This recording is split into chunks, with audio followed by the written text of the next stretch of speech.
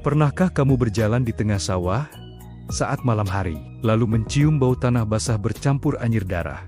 Padahal, tak ada apa-apa di sekitarmu. Konon, jika kamu melihat gundukan tanah tanpa nisan di tengah sawah, jangan sekali-kali menoleh ke belakang, karena makam itu tidak pernah benar-benar kosong. Namaku Ardi, dan ini adalah pengalaman paling mengerikan sepanjang hidupku. Desa tempat tinggalku dikelilingi hamparan sawah yang sangat luas. Siang hari, pemandangannya terlihat indah dan damai. Tapi saat malam tiba, tempat itu berubah menjadi lautan hitam pekat yang sunyi. Di tengah sawah itu, ada satu gundukan tanah memanjang. Anehnya, tidak ada nisan, tidak ada nama. Orang-orang di desaku menyebutnya makam tanpa nisan. Semua warga desa sepakat pada satu hal: jangan pernah lewat dekat makam itu setelah maghrib. Mereka bilang, arwah penunggunya tidak suka diganggu.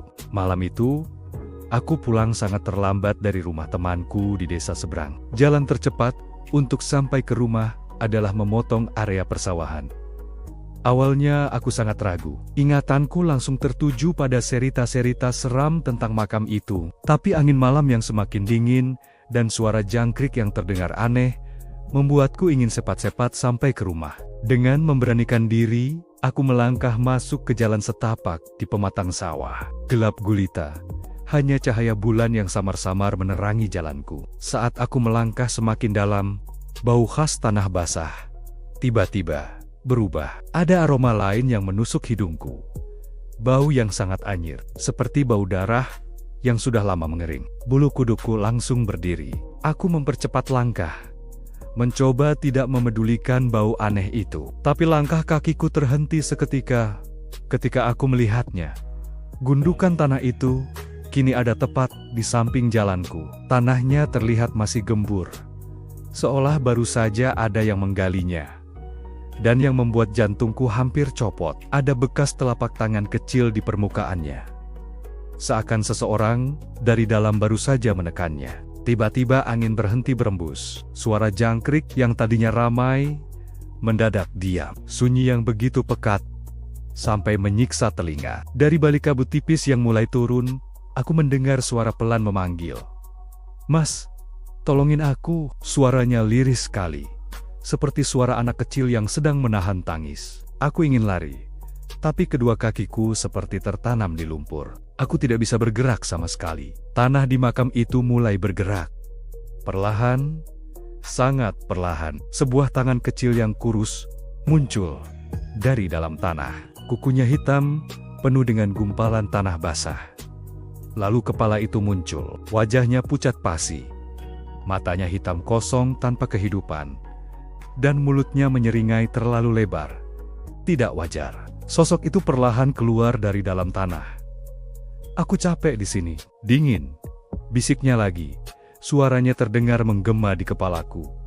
Saat itulah aku sadar, ini bukan makam biasa. Ini adalah kuburan seorang korban tumbal. Anak kecil yang dikubur hidup-hidup demi mendapatkan hasil panen yang melimpah. Makhluk itu berhasil berdiri sepenuhnya. Tubuhnya yang kecil penuh dengan tanah dan luka menganga. Dia menoleh perlahan ke arahku dan tersenyum semakin lebar. Saat itu juga, kakiku akhirnya bisa bergerak. Aku berlari sekuat tenaga. Tidak peduli lagi lumpur sawah yang menelan kakiku sampai sebetis. Di belakangku, aku bisa mendengar suara tawa kecil yang bercampur dengan tangisan. Semakin lama semakin dekat, makin dekat. Saat aku berhasil sampai di ujung sawah, aku terjatuh dan semuanya menjadi gelap. Aku pingsan. Keesokan paginya, beberapa warga menemukanku tergeletak di pinggir sawah dengan kondisi demam tinggi. Sejak kejadian malam itu, area sawah di sekitar makam tanpa nisan itu ditutup total. Tidak ada lagi yang berani mendekat. Tapi anehnya, setiap musim panen tiba, sawah di dekat makam itu selalu menjadi yang paling subur. Hasilnya melimpah ruah. Dan kata beberapa warga yang rumahnya tidak jauh dari sana, setiap malam Jumat Kliwon, mereka sering melihat gundukan tanah itu bertambah panjang. Makam tanpa nisan itu masih ada di sana sampai sekarang. Tak pernah diberi nama, tak pernah ada yang mendoakan, karena mereka percaya Jika ada yang mencoba mendekat atau mengusiknya, akan selalu ada satu makam baru lagi yang muncul di tengah sawah. Kalau kamu pernah melihat tempat seram yang bikin bulu kuduk berdiri, coba ceritakan pengalamanmu di kolom komentar. Jangan lupa like, share, dan subscribe channel ini agar kamu tidak ketinggalan kisah horor selanjutnya. Dan ingat, jika kamu kebetulan melihat gundukan tanah tanpa nisan di tengah sawah, lebih baik segera pulang sebelum terlambat.